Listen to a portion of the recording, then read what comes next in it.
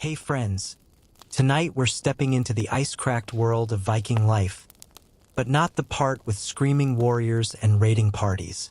No, we're going somewhere colder, quieter, more dangerous. We're following the story of a Viking woman who might have been married at 14, widowed by 20, and running an entire farm while grinding grain, raising future warriors, and surviving childbirth with nothing but stubbornness and old gods. And that's on a good day.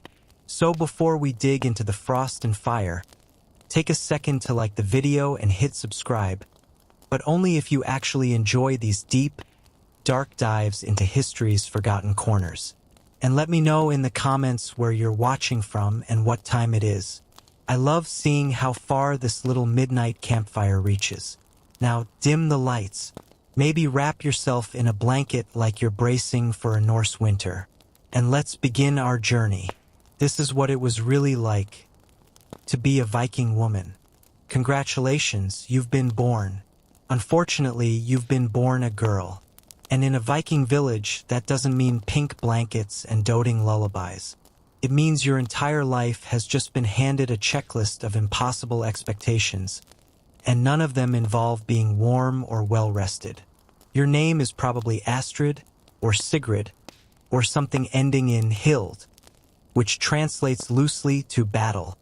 Not because you'll wield a sword, although maybe, but because your whole existence is already a war against cold, against hunger, against childbirth, and most importantly, against dying before you turn 30.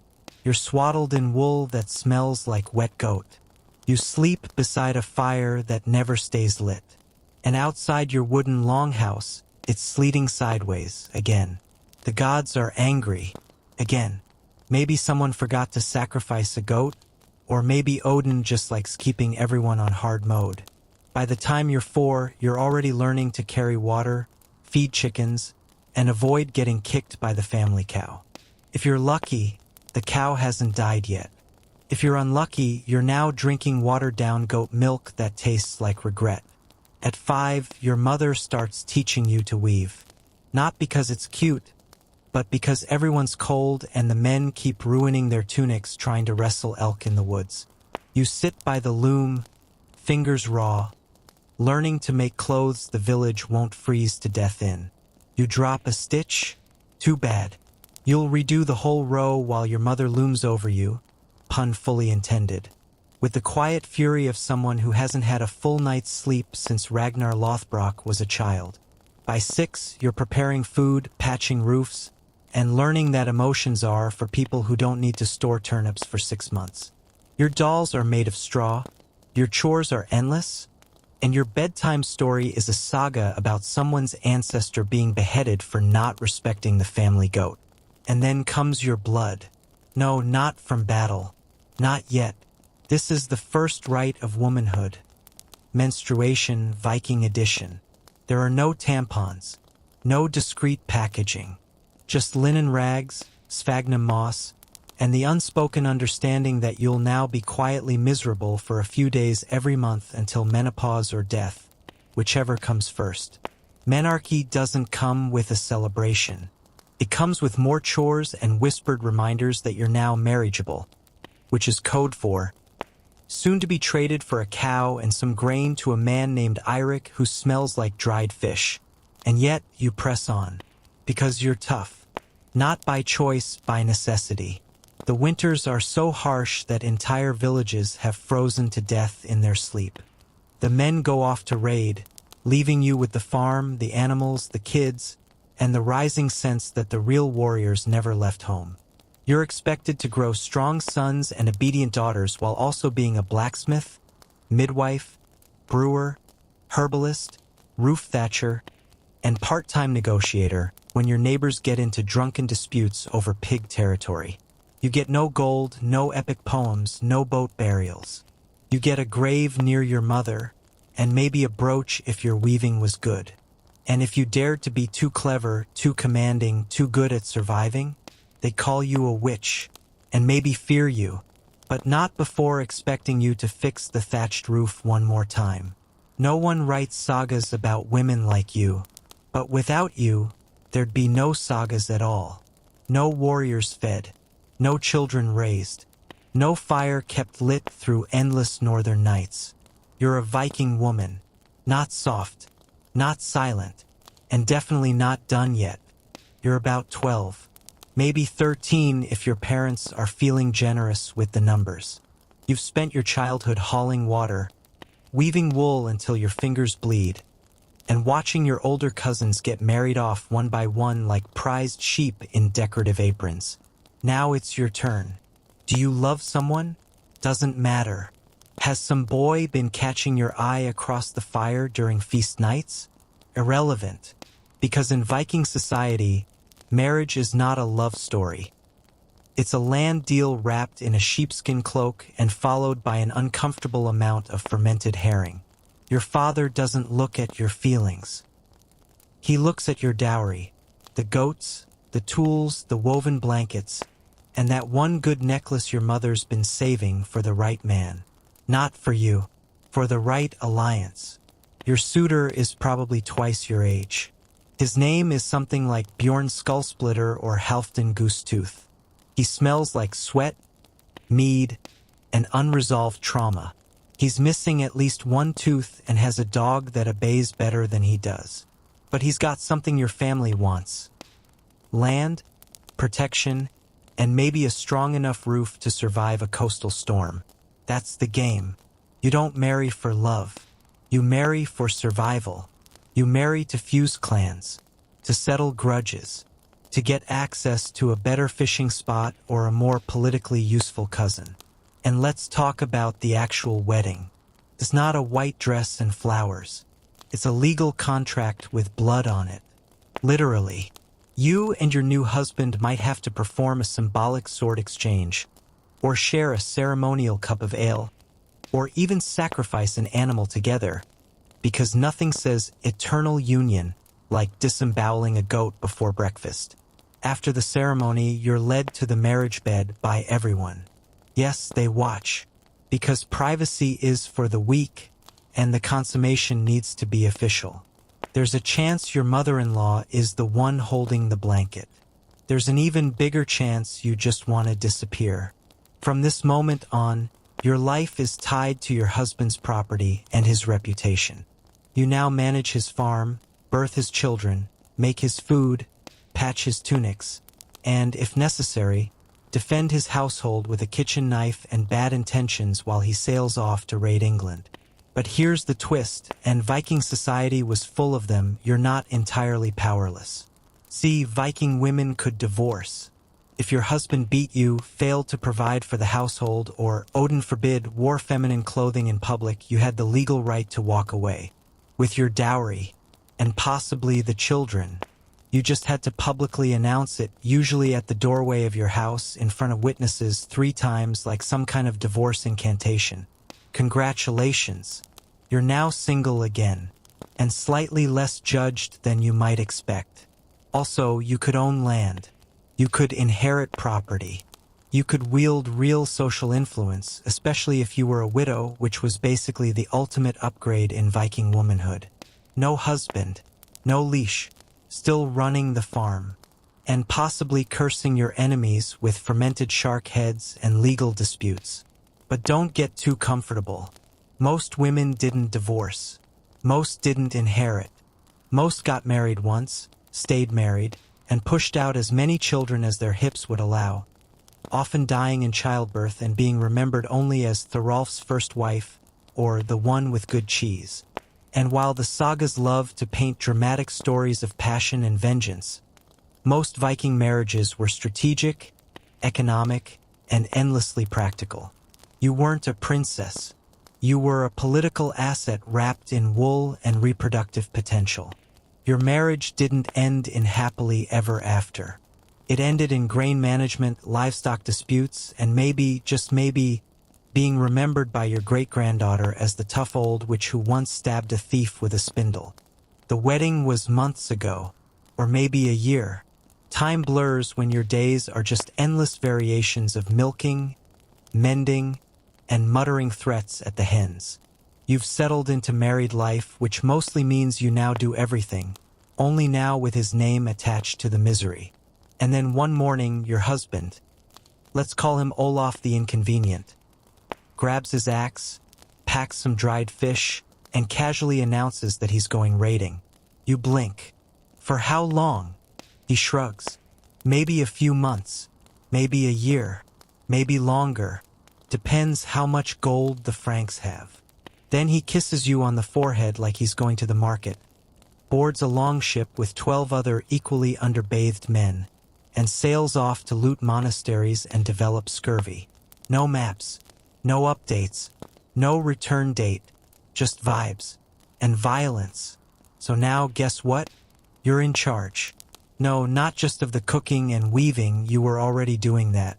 Now you're also the de facto head of household, livestock manager, field boss, disciplinarian, and local debt negotiator, all while hoping your husband doesn't die, doesn't remarry abroad, and doesn't come home with some mysterious foreign disease. The farm doesn't pause just because your husband's off doing his masculine honor thing. The sheep still need shearing. The fields need planting. The taxes need paying. Yes, even Vikings had taxes because the gods hate you. And there's a good chance you're pregnant, which only makes everything worse, because now you're expected to swing a scythe with one hand and cradle a colicky infant with the other. Oh, and don't forget, winter's coming. Not metaphorically, literally. The skies are getting gray, the woodpile is low, and your neighbors are starting to eye your goats like they're snack-sized. So, naturally, you have to figure out how to prepare enough food, patch the roof, salt the fish, and make sure the chickens don't freeze to death. Alone. But when Olaf finally does return, sunburned, smelling of seawater and bad decisions, he waltzes back into the longhouse like he just saved civilization. He dumps a sack of stolen silver and expects you to be impressed. He tells you tales of burning down a church, barely surviving a storm, and fighting a guy named Baldwin over a barrel of wine. You nod. You smile. You congratulate him. Meanwhile, you're mentally calculating how many actual lives you saved, just keeping the damn roof from collapsing, while he was off role-playing feral demigod. He might get the saga, but you kept everyone alive. You fought your own war, against weather, wolves, and unpaid labor, and no one sings about it, because Viking culture loves its warriors. It glorifies the raiders, the berserkers, the battle-hardened men with axes and tragic poetry. But ask any woman in the village, and they'll tell you, the real bravery wasn't crossing the sea. It was staying behind. It was holding everything together when the men went off to play murder games. It was raising the next generation of raiders, feeding the whole damn clan, and hoping no one noticed you crying in the barn at midnight because your last child died of fever and you still had to make cheese the next day. So sure, your husband might go raiding for years, but you ran the farm, you ran the family, you ran the show, and when he dies on some foreign beach singing songs about Valhalla, you won't just survive, you'll inherit everything, which honestly is the closest thing to a happy ending a Viking woman ever gets. So your husband's been gone for months, then a year, then two. The neighbors stop asking where he is. The chickens have stopped reacting to footsteps. Even the dog, the one that used to howl at the ocean when the wind smelled like Norway, just lies in the corner now, licking the same spot on its paw like it's tired of hope. Then finally, one morning, a boat returns.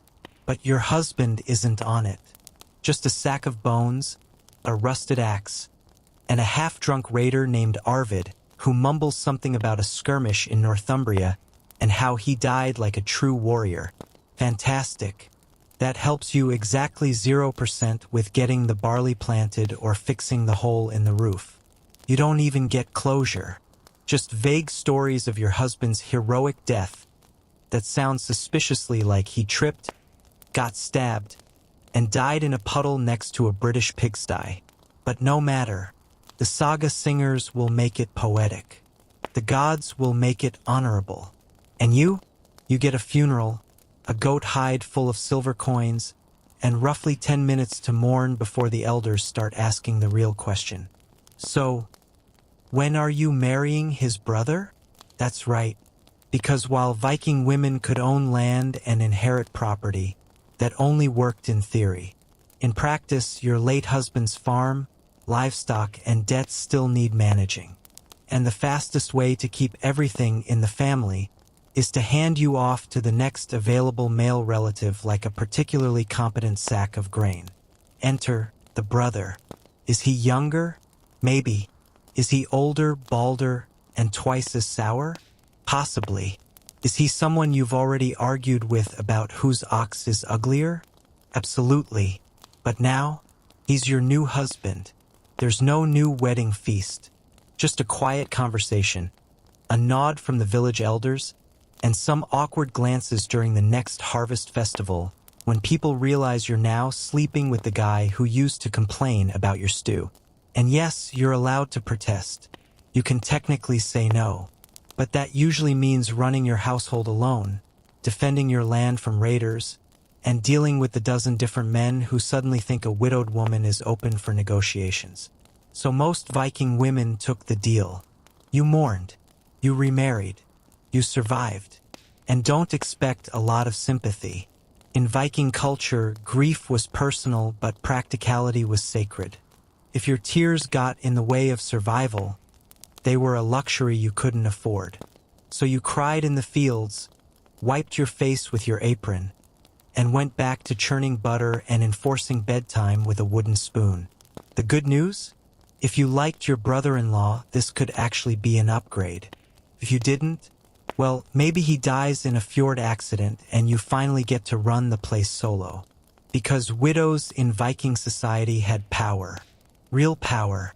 They could own land, manage their households, and even bring lawsuits to the thing, the Viking legal assembly. But only if they survived long enough to claim it. And that's the theme, really. In a world where men died on boats and boys died in cradles, Viking women were the ones who kept living. Even if that meant marrying grief, sleeping beside obligation, and waking up every day with a to-do list that never ended, no matter whose name was on the door. So the honeymoon's over. Except there was no honeymoon. There was just a dried herring, a ceremonial sword exchange, and 3 cousins awkwardly cheering outside your bedroom. And now you're 6 years into a marriage that feels more like a livestock merger gone wrong than a sacred union. Your husband, let's call him Egil the emotionally absent, is a walking disappointment. He drinks too much. He forgets your name when he's drunk, and forgets your value when he's sober. He hasn't fixed the fence since last harvest. He smells like fermented onions. And when you told him that your eldest son might be possessed by spirits, he shrugged and told you to throw him in the fjord and see what happens. Charming. But here's the surprising twist of Viking society.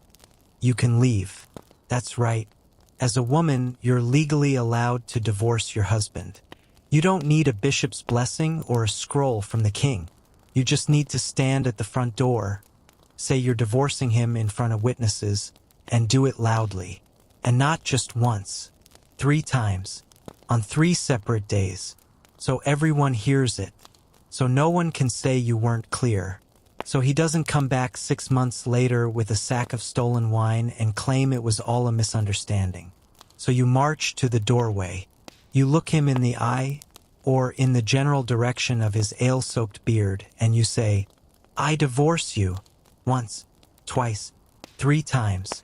Like a magical incantation that frees you from a legally sanctioned hostage situation. Now you're free, kind of, because here's the catch: he wants the cows, and the oxen, and maybe your loom, and he's claiming the kids too, because he says your second-born looks more like his mother than you, and that somehow counts as proof of paternity. Welcome to the Viking divorce court, also known as the Thing, where legal disputes are settled by a bunch of bearded men standing in a field with opinions and very little patience. You bring your witnesses, your side of the story, and your own internal monologue that's just screaming, "I did everything. I ran the farm. I raised the children. I survived your family's salted fish diet. And now you want the goat, too. He brings his brother, who thinks women shouldn't talk unless they're baking. And his uncle, who claims you never really honored the spirits of the grain. You know what's on the line? Your dowry, your honor, your reputation, and yes, your livestock. Because in Viking culture, your value isn't measured in tears. It's measured in cows and spinning wheels and usable acreage. You're not trying to win sympathy. You're trying to win back your economic survival. And if you do, if the thing sides with you, you walk away with your original dowry, your spinning tools, and maybe, just maybe, your children, depending on their age and how loudly they cried during the proceedings. You return to your farm, alone, but freer than most women in medieval Europe ever were. You're tired, you're angry, you're still owed 3 goats, but you're standing on your land again, without a drunk man eating all your dried cod and calling it his right. And here's the most Viking part of it all. You're not shunned. You're not cursed. You're just divorced. People gossip, sure, but they also nod respectfully because they know it takes more courage to leave than to raid. So yes, you can divorce him, but be prepared for a legal knife fight disguised as a livestock auction. Let's get one thing straight. You don't have to be a shield maiden to be dangerous. But if people think you are, you might finally get some peace and quiet at the market stall. Now, what exactly is a shield maiden? Ask the saga poets and they'll spin you tales of women in gleaming mail, standing shoulder to shoulder with men on the battlefield, hurling spears while wind-blown braids glisten with the blood of Saxons. Ask your cousin Inga, and she'll say it's just what people call you when you yell too loud during a barn dispute and carry a knife like you mean it. The truth? Some women did fight, some didn't, but all Viking women knew how to swing something sharp. Because when your village can be raided by rival clans, and your husband's off looting some faraway church, and your children are asleep in a house made of sticks and worry, guess who's in charge of not dying tonight? That's right, you. So you train. Not officially, no one's handing out medals, but in the background, between chores, you learn. You learn to throw an axe. You learn to gut a fish and a man in that order. You learn to sharpen your blades the way your mother sharpened her tongue. Quietly and with purpose. And when the men laugh at you during a feast for practicing spear throws behind the mead hall, you smile politely. Then, 2 months later, when a bear wanders too close to the farm and you kill it with a single jab from a rusty iron pitchfork, suddenly they're not laughing anymore. Do you get to raid with the longships? Probably not. Unless your family has no sons or your father is very progressive, read desperate. But when the sagas talk about Freydis Eriksdottir, daughter of Eric the Red, who killed 5 men with a sword while pregnant and allegedly beat a warrior to death with her bare fists and a ship's oar, they're not writing fantasy. They're writing possibility. And that possibility is terrifying. Not just to your enemies, to your neighbors, to the priest who thinks you scowl too often, to your new husband who definitely sleeps lighter now. Because when people think you're a shield maiden, even if you're not, they start asking permission before borrowing your tools. They stop suggesting you smile more. They apologize for spilling ale on your shoes. Are you officially trained? No, but you can break a neck with a laundry paddle and never miss a goose at 50 paces. You've buried more knives under the floorboards than anyone needs to know about. And let's not forget, you know where every man in the village sleeps. So maybe you are a shield maiden. Maybe you're not. But either way, you're a weapon no one sees coming, because they're too busy underestimating the woman who also brews the mead and stitches their tunics. And if you never step onto a battlefield, that's fine. You've been in wars no one wrote songs about.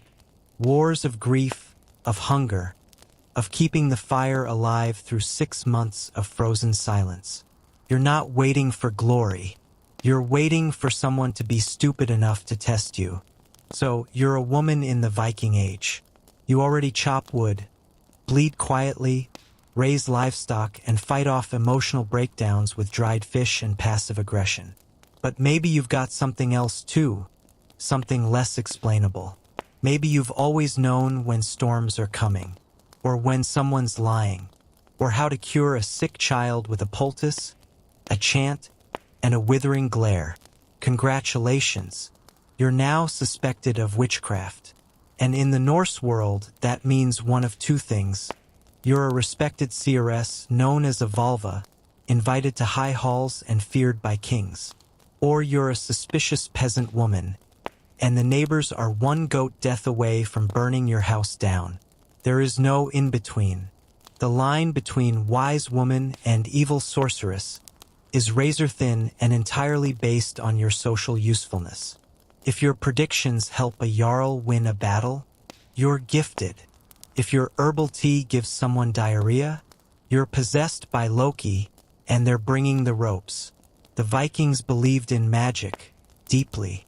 They feared it, they respected it, and they absolutely blamed it when things went wrong. Crops failed, someone hexed the barley. A ship sank, somebody angered a Cycona. Your husband cheated on you? Clearly, that new serving girl is using love spells, or just has better teeth. But why go there when you can accuse her of dark arts? You're told witchcraft is illegal, but also, everyone wants a little of it when things get bad. When the cows are sick, people come knocking quietly. When the baby won't stop crying, they slide you silver coins under the door and whisper, "Just do your thing." But if the baby still dies, you get blamed because you were too powerful or not powerful enough, depending on who's angrier. And gods help you if you're too good at it, if your herbs always work, if your dreams come true too often, if you know what men are thinking before they say it out loud, which, let's be honest, isn't even that hard. Because then, you're dangerous, you're unnatural, you're not behaving like a proper Viking woman, which mostly involves suffering in silence and occasionally throwing an axe with flair. Now the village talks. Now the men start tightening their belts when they walk past your house. Now the children say you turned your last husband into a frog, even though frogs don't live in Scandinavia and your husband just left because you criticized his sword form. And if you're unmarried, childless, and over 30, you might as well wear a sign that says, "Burn me if your goat sneezes." But here's the trick. If you lean into it, if you play the part of the mysterious, cloak-wearing, moon-gazing forest woman, they don't kill you. They fear you. You become the one they avoid offending, the one they leave offerings for, the one they ask to bless the fields but never invite to dinner. Power in Viking society didn't come easy for women, but magic made you untouchable, as long as you were just unsettling enough to be useful and just popular enough to avoid the pyre. So yes, witchcraft is illegal, until someone needs their baby cured, their rival cursed, or a spell to make their cow less sad. Then suddenly you're not dangerous. You're gifted. You're blessed by the Norns. You're weird, but helpful. And that's the goal, isn't it? To be weird enough to scare people, but useful enough that they feed you anyway. Being a Viking woman means you can swing an axe, run a farm, out-argue a priest, and still be considered just a wife. But your real worth, that's tucked neatly inside your uterus. You see, in Viking society, you can own land. You can get divorced. You can defend your homestead with a rake and divine rage. But if you don't produce heirs, you're basically just a strong, slightly mouthy decoration. The expectation is clear. You get married. You have children. Lots of them. The end. Now, does anyone mention the part where giving birth is the most dangerous thing you'll ever do? Of course not.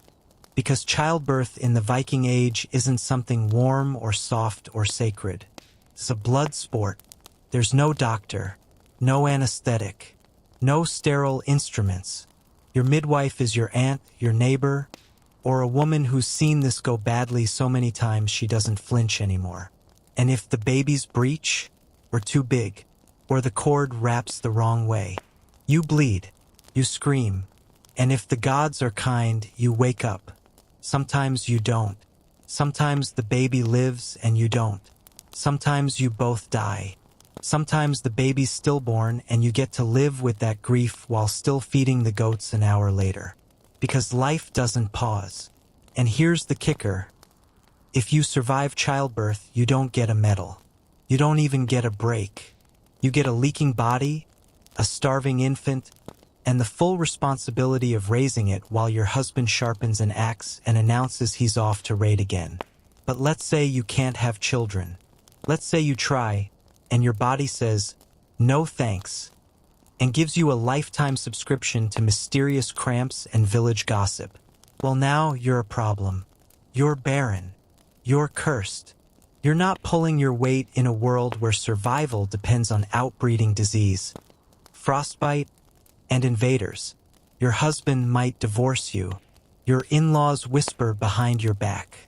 Your value as a wife shrinks faster than your winter grain stash. And if you're wealthy or suspiciously well-educated, someone might suggest your womb was cursed by the old gods. Because when men don't understand something, they usually blame women or elves. Sometimes both.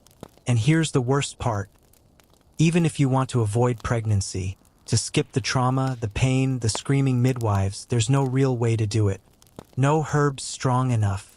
No secret potions that won't eventually kill your liver. You just roll the dice. Every time. And when you're pregnant, you're not coddled. You're expected to work until your water breaks and then maybe rest, if you don't die first. Then it's right back to patching tunics and milking sheep with cracked, swollen hands. And should you die in childbirth, you might be lucky enough to be buried with honor. In some places, they consider death in labor a warrior's end. You fought. You bled. You tried to bring new life into a world that could barely keep the old one alive. So yes, giving birth could kill you. And so could not giving birth. Because in the Viking world, your womb wasn't private. It was property. A vessel for family legacy. A battlefield with no exit strategy. You didn't get to choose your body's role in the saga. You just hoped the gods were in a good mood, and that the next scream in the longhouse wasn't yours. Let's take a moment to talk about your average day. Not the exciting days like when the chickens escaped or the neighbor fell into the well again. Just a normal Viking woman's day. You wake up before dawn. Not because you're an early riser, but because the cows are screaming and there's literally no one else. Your husband, off raiding, or fishing, or asleep, drooling on a straw pillow and dreaming about setting monasteries on fire. You, on the other hand, have work to do. So much work. First, the beer. Yes, you brew it. Not some burly tavern dude with a barrel-sized beard, you. Because beer in the Viking world isn't a luxury. It's hydration. It's calories. It's safer than water, which usually comes flavored with bacteria and frog parts. You've got a vat bubbling in the corner, barley soaking in baskets, and a nose that can detect fermentation failure faster than a dying pig can fart. If the beer goes bad, people blame you. If it goes right, they say the gods are generous. Sure. Next up, the bread. It's not just bread. It's the cornerstone of every meal, which means you're a walking grain mill. You grind the flour by hand, using stones that turn your elbows into jelly and your spine into Viking origami. You need dough like your life depends on it, which it kind of does. Because if the bread doesn't rise, neither does the household morale. Then the warriors. No big deal, just raising the next generation of berserkers, raiders, and saga fodder. You're the one who teaches your sons how to tie knots, throw a spear, and avoid stepping on snakes. You're the one who wipes the snot off their faces, mends their tunics, and tells them bedtime stories that somehow always end in bloodshed and dramatic last words. And when they finally pick up a sword and say they want to make father proud, you smile, even though you know that half the boys who go raiding don't come back. And the ones who do will spend the rest of their lives with a limp, a temper, and a drinking habit. You don't cry. There's no time, because after that you still have to collect firewood, churn butter, patch holes in the thatch roof, teach the girls how to embroider without stabbing themselves, and somehow look presentable for the evening feast, which you also cooked, by the way. And let's not forget that when the real emergencies hit, plague, famine, or the neighbor's jealous ghost again, you're the one everyone runs to. Because while the men swing swords and chant about Valhalla, you're the one keeping everything alive.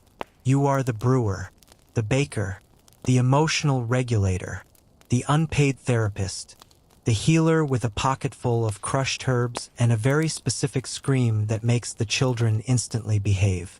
So yes, Viking men may get the statues and sagas, the glory and gore, but you made the beer they toasted with. You baked the bread that kept their bones strong. You raised the warriors who made them famous. And when they died, you mourned them in public, kept the household running in private, and never once got credit. But you knew the truth.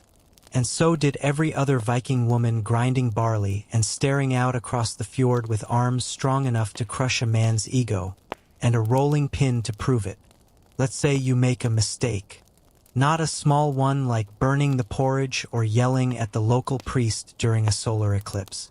No, a real mistake, like getting caught in a scandal, sleeping with the wrong man, or worse, talking back at a thing assembly in front of the wrong uncle.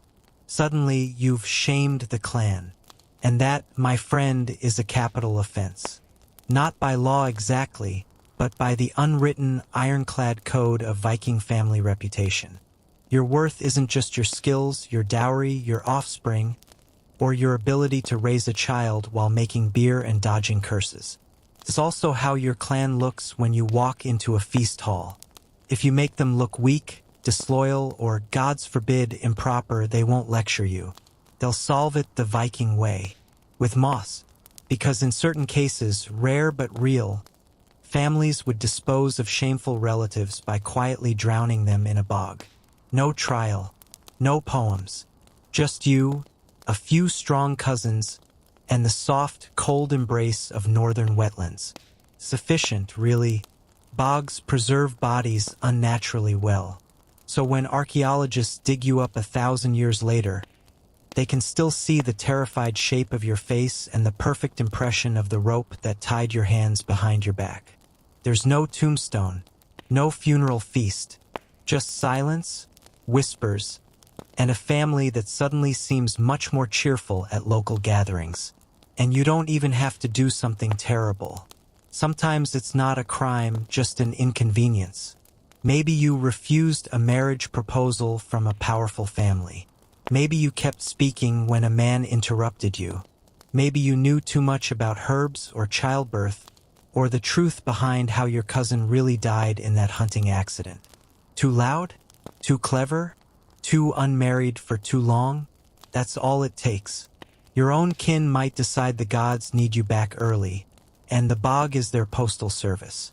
Now, they won't admit it, of course. They'll say you wandered off. They'll act surprised when your shoes wash up months later. But they'll never explain why the family cow suddenly stopped lowing the night you disappeared, or why your cousin refuses to look at the marsh without crying. That's the Viking double standard. You're expected to be strong, clever, brave, but never too much of any of those things. You can be wise, but not wiser than a man. You can be fierce, but only in defense of their reputation. And you can be loyal until they decide you're the problem. So you live your life balancing on a knife's edge, measuring every word like it might be your last.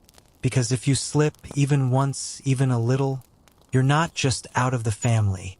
You're under it, in a bog, where your honor dies in silence, but your face lives forever. Let's clear something up right now. When people today think of Viking women, they imagine braids, beads, and brooches, delicate little things that make you look like a medieval Pinterest board. But back then, those brooches weren't just for show. They were load-bearing battle tech. You didn't wear jewelry because it was cute. You wore it because it literally held your clothes together, like ancient safety pins with personality and passive aggression. Your everyday outfit wasn't some flowy, flimsy gown. It was layers of wool, linen, and hide, the kind of stuff that could survive a snowstorm, a barn fire, and possibly a mild axe fight. And it had weight, lots of it. So when you threw on that apron dress, your smocker, and fastened it over your tunic, you needed something sturdy to hold everything in place while you herded goats, brewed beer, and argued with spirits. Enter the brooches, oval-shaped, metal, engraved with designs that screamed, "I churn butter, but I also know 5 ways to kill a man." You pinned them at the shoulders, linking your dress to the straps and anchoring everything from knives and keys to amulets and small pouches of herbs that may or may not have been for healing. Each brooch was part tool, part weapon, part status symbol. Because in Viking society, your jewelry talked. A well-crafted pair said, "I can afford bronze. I have a husband who raids far enough to bring back silver. I am not someone you bump into at the feast hall without apologizing immediately." And if you were really bold, you wore a 3rd brooch at your chest, which was kind of the Viking equivalent of walking around with a visible sword and a sign that said, "Ask me about my dead husband. I buried him myself." Even the dead wore them. Women were buried in full regalia, including brooches that still clasped their now-decayed garments together after centuries underground. Because brooches weren't just for life. They were for legacy. Now, fashion-wise, sure, they looked cool. You had spirals, animal motifs, geometric patterns that probably meant something, but also just looked really badass. But these weren't dainty trinkets. They were functional armor clips. You strapped in for battle, even if the battlefield was the kitchen, the barn, or the legal assembly. And let's not pretend you never used one as a weapon. Some of them were spiked, others razor-edged, and all of them were within stabbing distance. You didn't need a sword. You needed leverage, bad intentions, and a really sharp brooch. So when people today say, "Wow, Viking women really loved their accessories," you can laugh. Because you know the truth. You weren't accessorizing. You were gearing up. Your clothes were your shield. Your jewelry was your toolkit. And your brooches? They were the linchpins of your survival. And also why that one guy still has a scar on his thigh. So the longships have set sail again. The men are off to raid a monastery, burn a fishing village, and maybe bring back a fancy hat or a monk if things go well. They're shouting war chants, drunk on mead, ego, and the smell of their own unwashed ambitions. And you're not on the boat. You're at the market, running things, like you always do, because while they cross oceans, waving axes at confused Irish farmers, you're here making deals that actually matter. Let's talk about trade. Viking society didn't run on loot alone. It ran on commerce. And guess who was doing a suspicious amount of that commerce? You, the woman with the wool, the woman with the keys to the grain shed, the woman who knows exactly how much silver a seal pelt should cost, and what it means when a foreign merchant starts sweating while negotiating. You're not just selling, you're hustling, you're bartering, stockpiling, pricing, and scheming harder than a war band planning a siege. You know the weights, the scales, the going rate for amber in Hedeby and what a walrus tusk fetches in Burka. You're not just a wife or a widow, you're a merchant, a negotiator, a terrifyingly efficient supply chain manager in a wool dress and a murder stare. And don't let the gender roles fool you. Sure, the sagas sing about men crossing stormy seas and pillaging empires.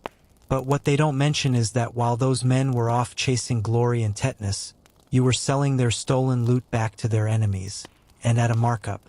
You negotiated with Slavic traders. You dealt with Byzantine silver-stamped coins. You bartered with Arab merchants and learned the price of silk faster than your husband could spell Silk Road, which he couldn't anyway, because he was illiterate and concussed. And when things went wrong, when a deal soured, a shipment went missing, or a customer tried to short you on copper. You didn't cry. You didn't ask for help. You reached under the table for the short dagger you kept near your ledger. And then you smiled, the kind of smile that says, I have birthed children, survived famine, and outlived 2 husbands. Do not test me over a bale of linen. You kept track of debts. You knew who owed you wool, grain, or half a pig. You wrote with runes scratched into bone, knots tied into rope, and a memory sharper than any blade. Men fought with swords. You fought with prices. And frankly, you won more often. Because here's the truth the sagas leave out. The Viking economy was held together not by warriors, but by women who knew the value of everything and trusted no one. So while your husband brags about burning down a monastery for gold, you just nod, knowing full well that you already traded their candlesticks for 2 barrels of salted herring and a new loom. He has the glory. You have the receipts. First, your husband dies. Maybe on a raid. Maybe from a sword. Maybe from a chest infection he insisted was just wind in the lungs, until he coughed himself into Valhalla. You mourn. You cry. You wear the dark cloak. You throw some dirt on the pyre and maybe cut off a lock of hair if you're feeling especially poetic. Then, you get to work. Because here's the Viking secret no one writes into the sagas. A widow is dangerous. Why? Because now, finally, you own everything. The house? Yours. The livestock? Yours. The farm? The ships? The servants? All under your name now. And suddenly, you're not wife of so-and-so. You're you, with assets. And in Viking society, that's not just symbolic. It's legal. Women could inherit property, and once your husband's gone, you didn't have to share power with a sweaty man who thought fishing counted as childcare. You were the estate manager now, the legal guardian, the one who decides who gets paid and who gets thrown out. And let's be clear, you're not weak. You've been running this place for years anyway, you just had to pretend you weren't. Now, no more pretending. You have your own keys, your own silver, your own land claims filed with the local thing. You can sell property, arrange marriages, and finally, say no to that neighbor who's been trying to borrow your goats since 874. People start treating you differently. They bow a little lower. They talk a little slower. Because a widow isn't just free, she's unpredictable. You could marry again, or not. You could join a convent, or sponsor a ship. You could take lovers, or take revenge. And there are stories, oh yes, of Viking widows who did exactly that. Who used their freedom not to retire quietly, but to launch lawsuits, vendettas, and trade expeditions across the North Sea. Because let's face it, you've survived childbirth, famine, disease, church sermons, marriage, and in-laws. What could possibly scare you now? Not the priest, not your cousins, not even your dead husband's brother who thinks he deserves the land now. He can try. You've got legal documents, a house full of adult sons, and a dagger tucked into your belt that's seen more than he has. Widowhood, for most women, is the end of a chapter. For you, it's the beginning of a reign. And if the men don't like it, they can join your husband. You hear Valhalla has a lot of men complaining about powerful women. You've heard the rumors. Far to the west, across the sea, there's a land full of soft men in robes. They don't marry. They don't fight. They chant. They live in giant stone buildings filled with golden cups, jewel-encrusted crosses, and enough bread to feed your entire village through winter. They call themselves monks. And what do they think of you, the Viking woman? They think you're sinful, a heathen, a seductress, a pagan who tempts men, drinks fermented barley, and raises children without asking for priestly approval. You know what you call that? Wednesday. So when the longships are ready and the raiding crew sets sail for Lindisfarne or Iona or some other god-soaked outpost, you're not crying in a longhouse. You're sharpening the axes. Because here's what those robe-wearing sermonizers don't understand. You've been judged your whole life. By men who kill in the name of their gods. By husbands who forgot your name when they got drunk. By laws that treat your bloodline like a footnote. And now, you get to judge them. You watch your sons board the ship, their shields bright, their blades oiled. You pack the food. You bless their voyage. Not with a prayer, but with a quiet promise that if they don't return, you'll burn down whatever killed them. And if you're lucky, if the captain owes you a favor or you're wealthy enough to fund a sail, you go too. Yes, Viking women did raid. Not often, but when they did, it was legendary. And even if you don't swing the sword yourself, you own the swordsmith. You wear the jewelry brought back from burned altars. You sell the relics looted from candlelit chapels.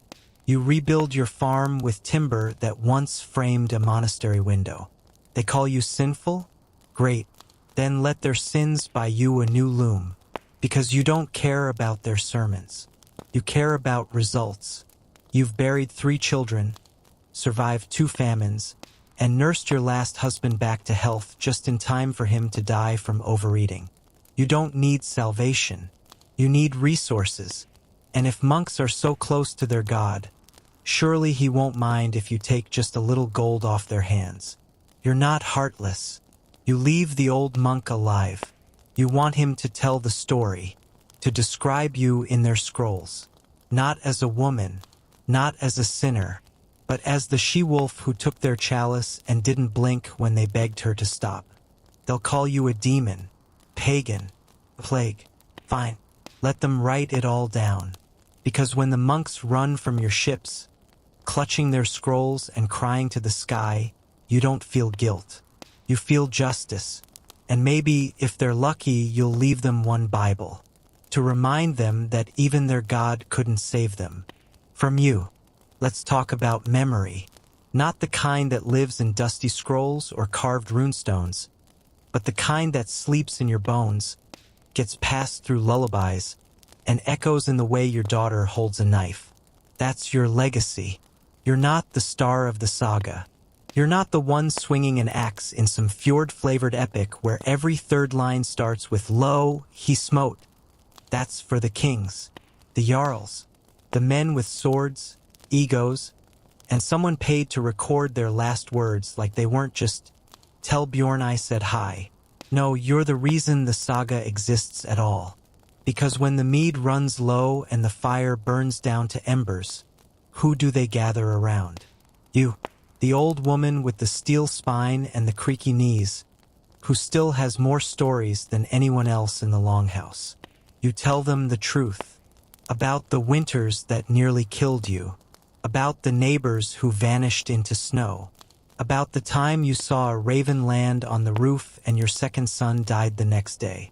They listen, because they know you've seen things, not just battlefields, but what happens after, what it means to bury someone you raised, what it means to survive a year when the goats died, the grain rotted, and the only thing keeping the clan together was your stubborn will to not let anyone starve on your watch. They remember the kings, sure, but you remember the real cost of their wars, the grain shortages, the sons who didn't come back, the daughters who had to marry into rival clans just to stop the bloodshed. And when the skalds sing about great men riding into battle with their wolves and oaths and polished shields, you're the one in the corner rolling your eyes because you remember that great man when he cried over a bee sting. You carry the truth like a secret map. You remember which ancestor really killed that boar. You remember when the gods were angry and the sea foam turned red. You remember how many women died in childbirth while the men were off claiming land they couldn't pronounce. And you pass it on. Not with ink or chisel, but with stories told over stew or while spinning wool, or when the children can't sleep because they heard a noise outside and you say, "Don't worry, that's just the wind." Or your great-grandfather come back to check on us. Because your voice carries generations. Because you are the saga, the keeper, the memory, the judge. You're the final word on who gets remembered kindly and who gets remembered as that one idiot who tried to trade a cow for a cursed necklace. And someday, when you're gone, they'll still tell your stories. Maybe not with fanfare, maybe not with a poem, but with reverence. They'll say, "She kept us fed. She kept the fire going. She remembered everything." And they'll pass your wisdom on like flint and dry moss, because in the Viking world, stories are survival. And your voice is immortal. You love your children. Of course you do. You remember their first cries, the way their tiny fists curled like they were ready to fight the world straight out of the womb. You kissed scraped knees, sang lullabies made of sagas and sorrow, and taught them to stir porridge without setting the house on fire. But this isn't a world that cares about your tenderness. This is the North, where winters bite harder than wolves, where starvation is just a bad harvest away, where death doesn't come politely, it kicks down the door while you're mid-meal. So you don't raise soft children. You can't. Your daughters? They must be strong. Strong enough to carry water, chop wood, birth children, bury their dead, and still get up to feed the chickens the next morning. They must learn how to run a household, barter at the market, patch wounds, and gut a fish faster than a man can finish a sentence. And your sons? They must be stronger, not because they're better, but because the world will expect more of them and punish them harder when they fail. You teach them to hold a sword, but first you teach them to clean it. You teach them that bravery doesn't mean charging into battle yelling about Odin. It means staying alive when it's easier to quit. It means knowing when to fight and when to kneel, when to speak and when to shut up, when to honor the gods, and when to fear the sea more than the sky. You don't coddle them. You love them like a storm loves the mountain, relentlessly. You don't say, "Be careful." You say, "Be smart," because you've seen too many mothers weep over sons who weren't. You train your children in skills they don't even realize are sacred. Reading the sky, listening to the wind, knowing when someone's lying, knowing when a fever means death. You teach them to stitch their own clothes, carve their own arrows, and carry the weight of the family name without breaking. And when they ask if you're proud, you don't say yes. You say, "Not yet, but you're alive." That's a start. You carry guilt, of course, that you were too harsh, that they never got to be children, that your daughters are married before they've learned to dream, and your sons are sent to war before their beards have even come in. But guilt is a luxury you don't have time for. You raise survivors, because love in the Viking world isn't gentle. The steel and salt and frostbite. It's naming a child after someone who died screaming. It's braiding your daughter's hair while teaching her how to drive a knife into a man's thigh if he doesn't take "no" for an answer. And one day, when you're old, if the gods let you live that long, your children will care for you with calloused hands and quiet reverence. They'll say, "She was hard, but she kept us alive." And in the Viking world, that's the highest compliment you'll ever earn. You're clever. You're skilled. You can run a farm, read the sky, mix herbs that stop fevers, and win a trade deal with a single raised eyebrow. People respect you. They come to you when their sheep are sick, when their babies won't stop crying, when their husbands are having strange dreams about wolves and red moons. They listen to your advice. They trust your instincts. They leave you offerings when they think no one's looking. They call you wise woman, seeress, healer, mother, until, of course, you become inconvenient. Maybe you know too much. Maybe your opinions are a little too sharp. Maybe you told a chieftain that his prize stallion has worms and his leadership skills are worse. Or maybe a man makes a mistake and needs someone else to blame. That's when you stop being respected and start being a witch. The shift happens fast. Yesterday you were curing a fever. Today you're cursing the well. They say your herbs are poison. Your knowledge is unnatural. Your stare makes livestock miscarry. Your breath spoils milk. And your dreams reach too far into the gods' domain. They whisper. They avoid your house. And if you laugh too loud or know too much or just don't apologize for existing, someone will say it. She's a witch. And you know what happens next. Maybe they drag you to the thing and ask if you consorted with spirits. Maybe they demand you confess to hexing a man who fell off his own horse while drunk. Maybe they don't bother with questions at all. Just a rope, or fire, or a very deep bog. Because in a world where men call themselves brave for bleeding in battle, there is nothing more terrifying than a woman they can't control. Especially one who survives. So what do? You survive anyway. You lean into the rumors. You wear darker clothes. You speak even slower. You let the silence stretch when they ask what you're thinking. You keep helping those who need you. You keep remembering who you are. Because power, for a Viking woman, is never freely given. It's carved out, secretly, relentlessly, and always at a cost. Let them call you a witch. Let them fear your knowledge. You've seen worse than fear in a man's eyes. You've seen regret, and it always comes too late. Because while men tell tales of dragons and heroes, you know the real danger isn't what flies or breathes fire. It's a woman who knows her worth. And nothing frightens them more than that. On paper, you're powerful. Viking law gives women more rights than almost any other place in the medieval world. You can own land. You can inherit. You can divorce your husband if he cheats, beats, or bores you. You can even take him to court over missing dowry sheep. You're not property. You're a person, a legal entity. Congratulations. But there's a catch. Because while the law might say one thing, the village says something else entirely. The law says you can speak at the thing, the great assembly where disputes are settled and justice is handed down. But try stepping up and watch the men shift uncomfortably, like your voice is giving them hives. They'll say, "This isn't women's business." Even though your goats were stolen, your field was trespassed, your name was slandered. The law says your dowry is yours. But when your husband dies, his brothers suddenly act like your silver was just a generous loan, and they'd like it back. Preferably now.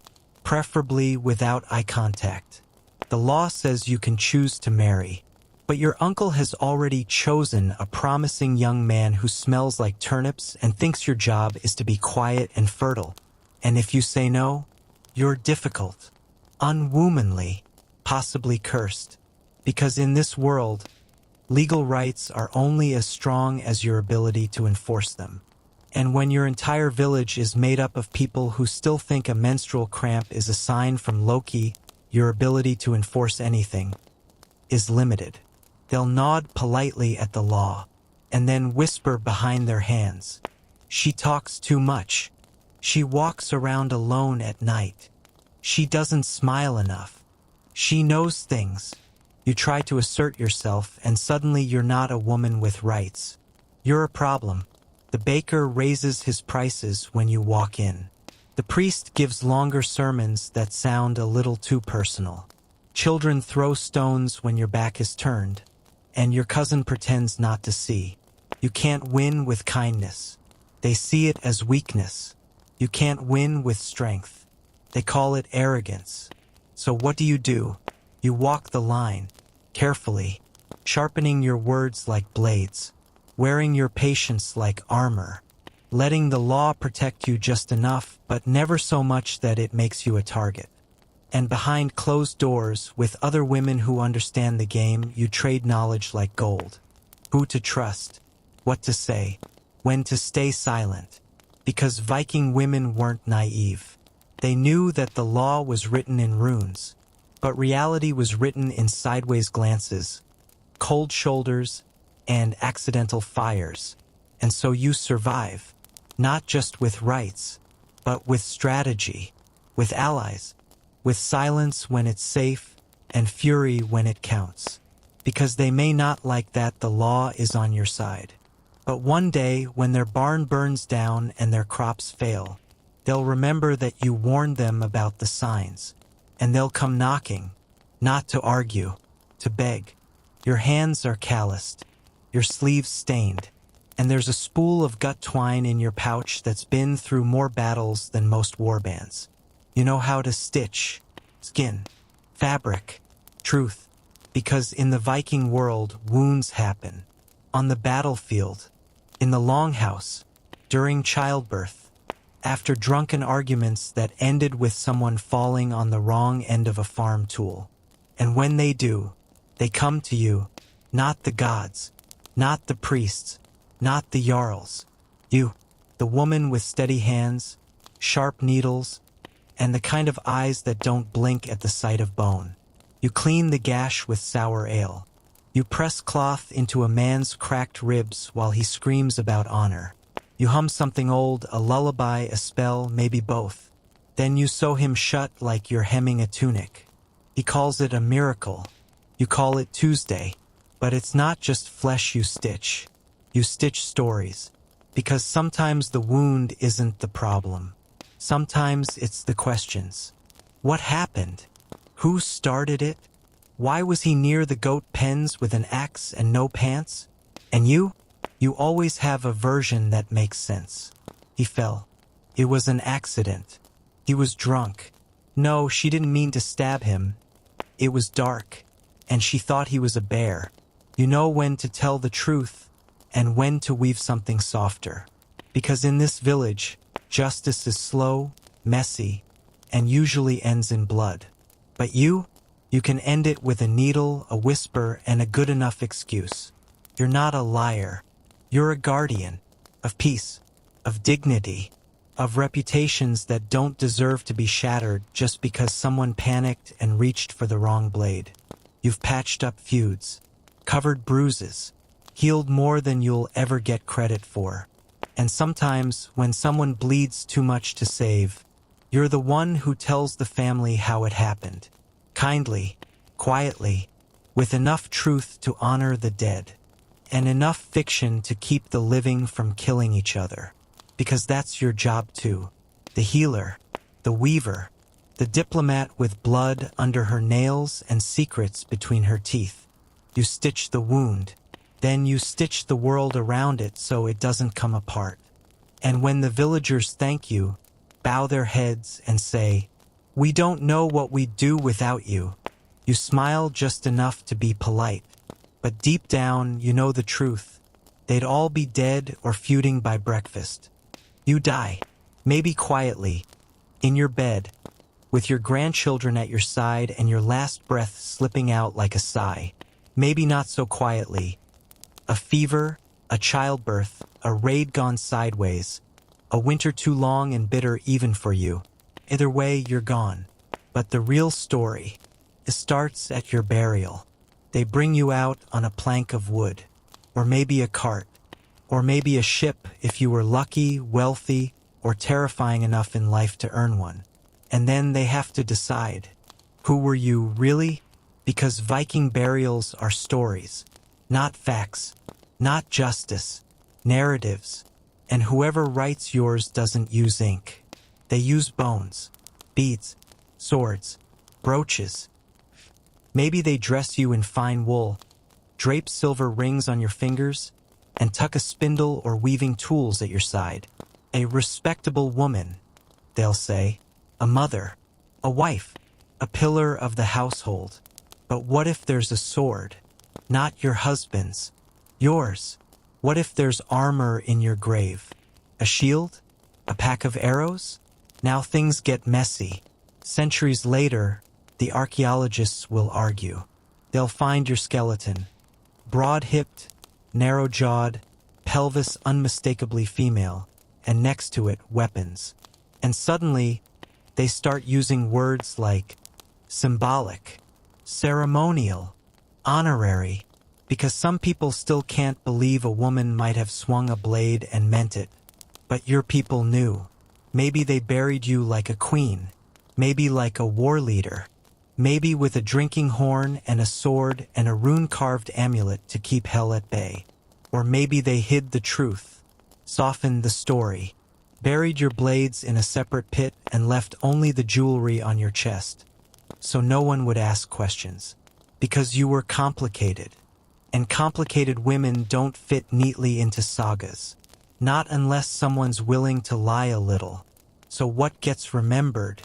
It depends who tells the story. The skalds? They'll leave your name out and sing about your husband. The priests? They'll damn you as a heathen and burn the boat you asked for. The archaeologists?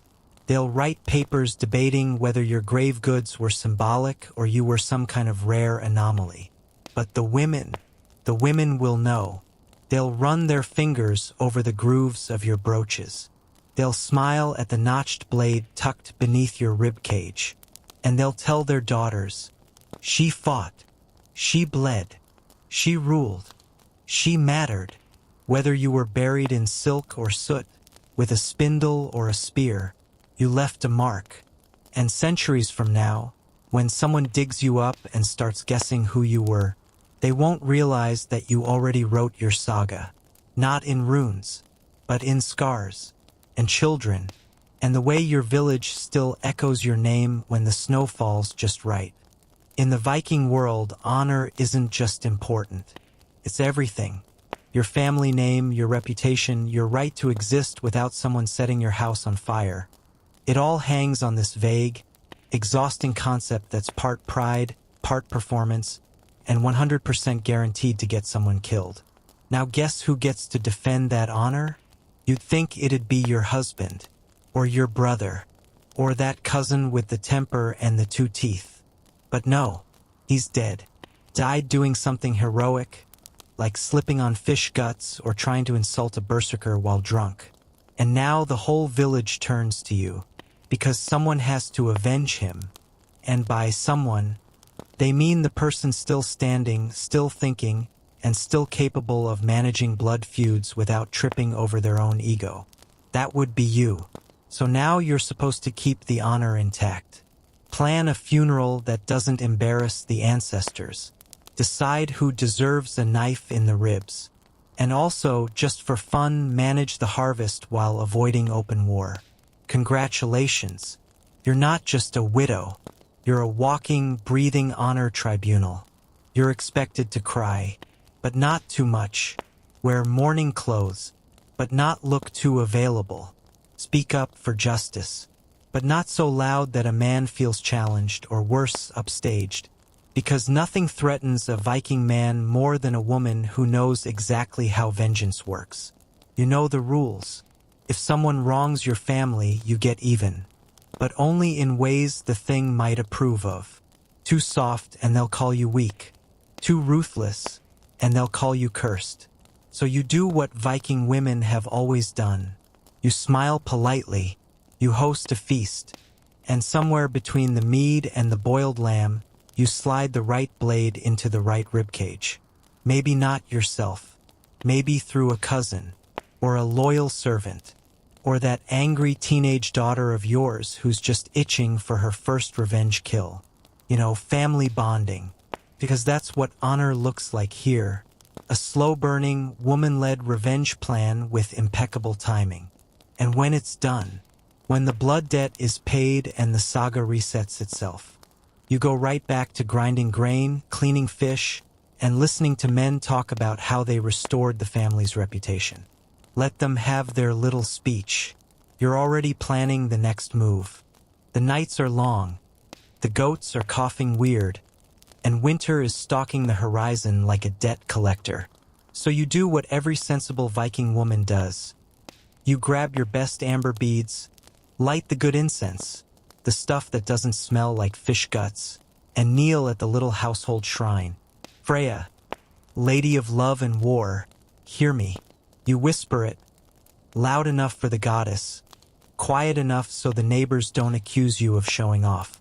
You ask for a safe birth, a mild winter, maybe a husband who drinks half as much mead and listens twice as often, miracles, basically.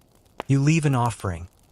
A splash of ale, a strand of hair, and that one silver coin you'd hoped to trade for salt. Then you wait. The candle sputters. The cat meows. Nothing else happens. Typical. Because Freya might ride a chariot pulled by cats and claim half the heroic dead. But she's busy. She's got petitions from every farmer, raider, and lovesick fool north of Denmark. Your prayer is somewhere in an overflowing inbox made of clouds, likely beneath a raven-delivered spam scroll about lose weight with thunder herbs. So you turn to the other side of the cosmic family, the part no one likes to mention when the children are awake. Hel, daughter of Loki, queen of the dead who didn't die gloriously but still had bills to pay. The goddess of all those who went out quietly, pneumonia, childbirth, slipping on ice while carrying a chamber pot. Your people fear her more than frostbite. You don't pray to Hel. You just think about her, in the dark, when the wind makes the longhouse creak like old bones. You know she's down there beneath the roots of Yggdrasil, collecting the souls that missed Valhalla's grand entrance by a bad turn of luck or a sword wound that healed wrong. You wonder which line you'll stand in when your time comes. Freya's Hall of Warriors, or Hel's cold keep for everyone else. You suspect you'll end up ironing someone's bloody tunic in Helheim because domestic skills are forever, while Freya parties upstairs with golden-haired killers who never had to scrub smoke out of wool. But fearing Hel doesn't stop you from living. Pushes you. It makes you stash extra turnips, practice knife throws, and memorize which herbs can stop bleeding and which can disguise regret. Because if the gods might ignore you, at least you won't ignore yourself. You keep praying anyway. Every season, every crisis, every birth. Sometimes good things happen and you say, see, Freya listened. Sometimes disaster strikes and you mutter Hel has long arms. Mostly, life just rolls on, indifferent as a fjord. And here's the truth whispered in every longhouse by women older than the roof beams. The gods help, but only if you help yourself. So you pray, but you also salt the fish, hide the sharp knife under your pillow, teach the children the difference between courage and stupidity. Keep one eye on the sky and one on the granary door. 'Cause maybe Freya will bless your farm. Maybe Hel will forget your name for another year. But if they don't, you'll still be here, bleeding, stitching, swearing, and alive. In the end, the sagas remember the men who shouted the loudest, but the gods remember the women who never stopped working while they prayed. And if neither chooses to remember you, the land will, the children will, the scars on your hands will. That's enough. Power isn't handed to Viking women. It's inherited through blood, fire, and sheer grinding survival. And nothing boosts your authority like a freshly dead husband. While the men mourn him for a week, you calculate how to keep the family alive for the next 40 winters. You don't cry. You organize. You know how many sheep you have, how much barley you need, and which cousins are already sniffing around your property like vultures in fur cloaks. Because now you're the head of the house.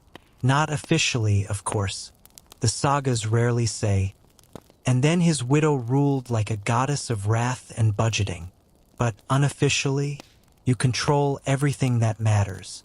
You know who owes your husband favors. You know which neighbor's son is lazy enough to accidentally misplace your fishing nets. You know which of your kin will support you, and which will wait until the second snow to challenge your authority. So you play the game, with brains, with bravery, and the cold, precise fury of someone who's had to boil bones for broth. You host the funeral. You make it dignified. You let the priest chant and the drunks brag about your husband's honor like he didn't die tripping over his own sword on the way to the outhouse. You wear black. You feed the mourners. And then, once the smoke rises and the gods have had their share, you get to work. You renegotiate debts. You claim the land rights. You remind everyone that you were running this place anyway. Now you just don't have to pretend you weren't. Some men will test you. Some will flirt, thinking power made you lonely. Others will threaten, thinking power made you soft. But you've buried the only man you ever answered to, and you buried him with your own hands.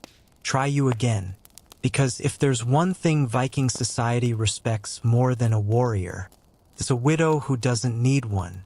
You keep the clan afloat through bad harvests and petty politics. You raise children who know when to speak and when to sharpen a blade. You show younger women what it means to hold your own without apology. And somewhere along the line, the same men who once questioned you now wait for your nod before they act. You don't wear a crown. You wear a key ring at your belt and a knife at your ribs. And both open doors they'll never enter without your blessing. So yes, you lost a husband, but you gained something far more dangerous. A voice no one dares interrupt. You're barely 30, if that. Your back hurts. Your hands are scarred. Your eyes have that 1,000-yard stare of someone who's survived childbirth, betrayal, and at least one really stupid cousin. And look at all the names they've already given you. Wife, that one came early, before your voice was fully your own. You married for land, livestock, and maybe, if you were lucky, a man who didn't smell like regret and raw onions. You learned quickly that wife meant more work, more mouths, and smiling while you planned 3 futures at once. His, yours, and the one where he doesn't come back from raiding. Mother, that came next. If the gods were kind, your baby lived. If they weren't, you bled in silence and buried tiny bones before breakfast. Being a mother didn't make you soft. It made you lethal. You learned to fight through fevers, to hush crying with lullabies and curses, and to defend a child with the kind of fury that makes men hesitate. Widow, that title didn't wait either. One day he just didn't come back. Or he did, in pieces. Or maybe he drank himself into the afterlife trying to forget the sounds of dying boys on foreign beaches. You hosted the funeral. You greeted guests with calm. Then you buried the only person who was supposed to protect you, and realized you never needed him to begin with. Sorceress, that one they whispered. When you stopped smiling. When you knew too much. When your house didn't burn down like the others. When the neighbor's cattle died and yours thrived. When your children stayed alive and your advice was right a little too often. They don't say wise woman anymore. They say witch, which is funny, considering who taught you the old ways. Hint, it was their mothers. All before 30, before most of your teeth are gone, before your hair finishes graying, before you've even had time to ask yourself what you want. But there's no time for that, because now, when you speak, they listen. Now, the village kids hide behind their mothers when you walk by. Now, the men nod respectfully and don't interrupt. Now, the younger women come to you with questions they're not supposed to ask out loud. You've survived every role they've shoved at you. You outlived your husband. You outmaneuvered your rivals. You outworked the priests, the gossips, the drunkards, and the plague. So call you whatever they want. Just remember this. You were never just a wife. Never just a mother. And if they call you a sorceress, good, let them. Because if wisdom, strength, and endurance scare them, they should be scared. You didn't get power the easy way. You earned it through ashes, blood, and silence. And you're not done yet. You spend your days spinning, wool into thread, flax into linen, and if you're smart, which you are, truth into something more palatable. You're not just weaving tunics. You're weaving narratives. Because Viking life isn't just harsh. It's political. And sometimes the thread that keeps your family together isn't made of wool. It's made of well-timed words and just enough lies to avoid getting your longhouse burned down. You tell the neighbors your husband left on good terms with the Jarl. He didn't. There were threats, and possibly chickens involved. You tell your son that the raid was mostly peaceful. It wasn't. He'll figure it out when he sees the limp. You tell the priest that, yes, you've been praying daily. You haven't. But you did mutter something at a goat once. and that's close enough. Because here's the truth no saga bothers to write down. Viking women are storytellers. Out of necessity, you tell your children that life is fair, so they sleep. You tell your in-laws you're fine, so they stop circling your property like vultures.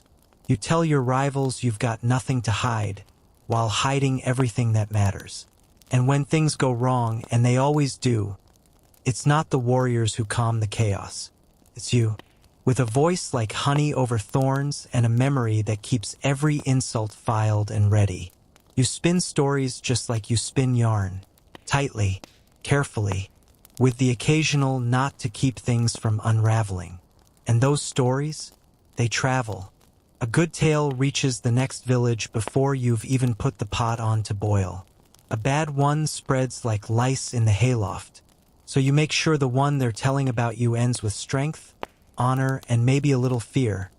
Just enough to keep your door from being knocked on during bad weather or blood feuds. You're the woman who held her family together. The one who bargained better than the Jarl's steward. The one who knew things she never should have known. Whether any of it is true, doesn't matter. You spun the tale, and it stuck. So yes, you make clothes. You keep your people warm. But more than that, you shape the legend. And in a world where winter kills crops, men die stupidly, and memory outlasts justice, your version of the story is the one that survives. The raid went badly. Maybe your side lost. Maybe someone got too ambitious. Or maybe your husband thought he could outrun horses with a twisted ankle and faith in Thor. Now here you are, captured. And suddenly, your entire existence is reduced to a price tag. You're not a wife, not a mother, not a landowner, a weaver, or the woman who stitched together half the village after that cursed ale brawl last winter. You're a pawn. Someone else's move on a board you didn't ask to play on. The people who caught you don't want your labor. They want leverage. They'll parade you in front of your own people like a human message. We have her. What's she worth to you? And now, back home, it's not about rescue. It's about math. How much silver are you worth? How many cows? How many crates of smoked fish? Bolts of wool? Promises? Threats? Or future regrets? Some men will say you're priceless. Others will say she's strong, but not that strong. And a few will remember that time you insulted their stew and decide maybe you can just stay missing a little longer. But here's the part no one likes to admit. You're not powerless, because you still have value and not just the kind counted in coins. You know secrets, family alliances, what people owe, who's cheating who, and where the Jarl's idiot nephew buries his stolen silver. And if you know how to talk, really talk, you can raise your own price from passable domestic labor to dangerous political liability. Maybe they treat you better. Maybe they feed you meat instead of moldy barley. Maybe someone starts to panic. Because Viking power doesn't just sit on the end of a blade. Sometimes it sits quietly, tied up in a hut, plotting. You might not get rescued. You might get traded. You might get sent back home with a knife in your boot and orders to spy. Or a curse tied in your hair and a message no one's brave enough to deliver. But one thing's certain. You'll never be seen the same again. You've been behind enemy walls. You've survived being nothing. You've seen how the world talks when it thinks you've already lost. And now, you know exactly how to weaponize your own survival. So next time someone says, "She's just a woman," let them talk. You've already figured out how much they're worth, and how much you're willing to trade them for. You've inherited land, not borrowed, not leased, not shared with your brother's third wife's cousin. Owned. Maybe your husband died gloriously. Maybe your father didn't have sons. Maybe you outlived every rival with a claim and just refused to move. Congratulations. You're a Viking landowner, which means absolutely nothing unless you can keep it. Because land on paper is yours. Land in practice, That belongs to whoever's still standing when the dust settles. And out here, the law is written on sheep guts and enforced with axes. The neighbors will test you.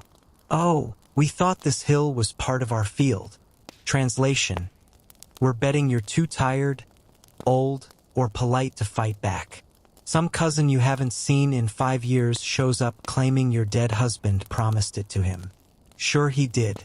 Right after he promised to stop raiding and learn embroidery. If you don't push back, your land shrinks faster than a sheep will cloak in the rain. One dispute at a time. One stolen fence post here. One accidental grazing herd there. So you don't wait. You defend. With words, if possible. With witnesses, if you're lucky. With steel, if you're done playing nice. You show up at the thing, the legal assembly, and argue your case like a warlord in a skirt. You know the laws. You know the lineages. You know that if a man forgets your right to own land, he's about to remember what your throwing arm looks like. And if it comes to blood, well, that's what you keep a sharp knife and a sharper daughter for. Owning land as a Viking woman is less about property and more about presence. You have to be seen, heard, respected, or at least feared enough to keep trespassers guessing. Because once you've defended your land, people start referring to it as yours in a different tone. The kind of tone that implies they won't be testing you again soon. So yes, you can own land. You can plant crops, raise animals, collect rent. You can even pass it on to your children if they survive and if they're smart enough to defend it like you did. But don't ever forget, in Viking society, ownership is temporary. What's yours is just what you're strong enough to keep. And if you want peace, you better look like the kind of woman who's perfectly willing to burn her own field before she lets anyone else touch it. You spend all summer preparing for war. Not against men, but against the cold. Against the ice in the roof beams, the silence in the fields, the rot in the root cellar, and the sound of your own stomach echoing back through a half-starved night. It's called winter, and in the Viking world, it's not a season. It's a siege, and the front lines run right through your longhouse. Because while the warriors brag about frostbite and battling the elements, you're the one actually keeping people alive, not with swords, with salted fish, stored grain, smoked meat, and perfectly timed prayers. You ration food like a tactician. You calculate exactly how much would you need to burn per day to not freeze, without burning everything you own before the snow even peaks. And when someone catches the cough, you're the one grinding herbs in the dark, trying to remember whether this one kills the infection or just makes the patient bleed from the ears. You don't sleep. You don't rest. You lie awake listening to mice in the pantry and children shivering under furs. And the whole time, you're not supposed to complain, because winter is when Viking women prove they're tough. Not loud tough. Not sword-swinging saga hero tough. Quiet tough. The kind of toughness where you lose a child and still rise before dawn to milk a goat. Where your fingers crack open from the cold, and you keep knitting socks with your blood in the wool. If you cry, do it behind the house. If you scream, do it into your pillow. If you break, make sure no one sees, because the minute you look weak, the whole thing crumbles. And if you do manage to survive, if you feed your family, hold the house together, keep the smoke rising and the spirits barely above zero, no one writes a song about it. No one pours you a horn of mead and says, "You saved us." They just eat your food, breathe your heat, and wait for spring. So yes, every winter is a war, and no one thanks you for winning, but that's fine. You weren't doing it for thanks. You did it because that's what Viking women do. We fight wars no one sees, and we win them in silence. They called you sacred. They called you life-giver, hearth-keeper, fate-spinner. The old songs whispered that your blood could bless fields, that your touch could sway spirits, that the gods themselves listened when you spoke. They called you feared, said your eyes could curse. that your silence meant storms, and your dreams meant omens. They watched your hands, not out of reverence, but out of fear they might do something unnatural, like heal too fast, or know too much, or survive what should have broken you. They called you useful. Let's be honest, they called you exploitable. A good woman was one who worked without rest, bled without protest, and disappeared without noise when her usefulness ran out. Raise the warriors, feed the warriors, bury the warriors. Repeat. And then, they forgot you. When the sagas were carved into stone, your name wasn't. When songs were sung of raids and thrones, your voice wasn't there. You weren't the hero. You were the one who packed his food, stitched his wounds, raised his children, and cleaned his blood off the tunic when he died stupidly in someone else's war. You were the reason the line continued, the reason the clan survived. And still, they wrote around you. They called the land yours in winter, but never the legacy. They remembered the men you gave birth to, but not the woman who held the house together during every long, frozen hellscape of a season. But here's the thing, you knew. You always knew that the stories wouldn't tell the truth. That power taken in silence rarely gets applause. But you took it anyway. You prayed and planned and protected. You ruled households like kingdoms. You defended land, even if the law said you needed a man's name to claim it. You cursed your enemies in a language older than the runes. You held secrets deeper than any fjord. You endured. So maybe the bards forgot your face. Maybe the grave markers wore away. Maybe modern minds think you just stood in doorways while men made history. Let them. You know better. We know better. And now, so does anyone listening. Because in the end, the most dangerous thing a Viking woman ever carried wasn't a sword, it was memory. And memory survives everything. When people today speak of the Vikings, they talk about men, swords, axes, longships, raids. They picture screaming bearded warriors crashing onto foreign shores like angry waves with hangovers. They write movies about it, paint murals, build museums. They say the Vikings were brutal, and they were, but not in the way you were. You didn't get to swing a blade and sail away. You didn't get songs sung in your name. You got something worse. You stayed. You fought every battle that didn't make it into the sagas. The slow, grinding ones: childbirth, winter, sickness, starvation, shame. You survived marriage, widowhood, motherhood, and sometimes all three in the same decade. You were sacred, feared, worshipped, used, ignored, and expected to smile while spinning wool through frostbitten fingers. They fear Viking warriors because they died violently. They don't realize the true terror was being a Viking woman and living through it. And yet, you endured.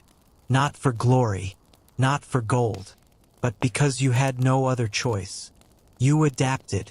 You outlived the men who thought you were weak. You raised the next generation, bartered with the gods, and buried more than your share of dreams. You kept the fires lit when the world went dark. So let them say the Vikings were savage. You just smile the way a woman does when she's been underestimated for 1,000 years. Because if they ever truly understood what you went through, what you carried, what you still carry in the cracks of your bones, they'd rewrite history in your name. Thank you for surviving this saga. If you liked this brutal bedtime story from the edge of the fjords, there's more coming. More forgotten lives. More truth in the shadows. More stories buried beneath the myths. Acts like, comment, and subscribe if you're ready for the next chapter in ancient reality, where the heroes aren't always holding swords. Sometimes they're just holding everything together. Next up, let's just say, being born royal in ancient history wasn't as pretty as the crown made it look. Stay sharp, and stay listening.